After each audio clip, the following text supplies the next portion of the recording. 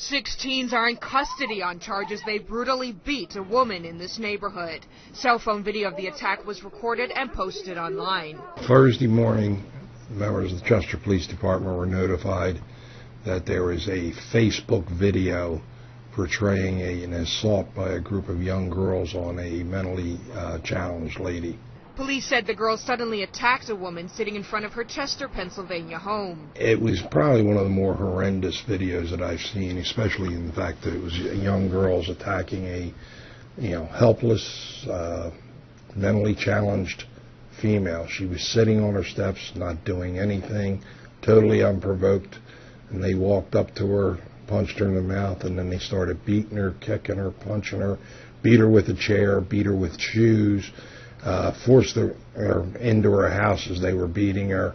Police said the 48-year-old victim suffered cuts and bruises.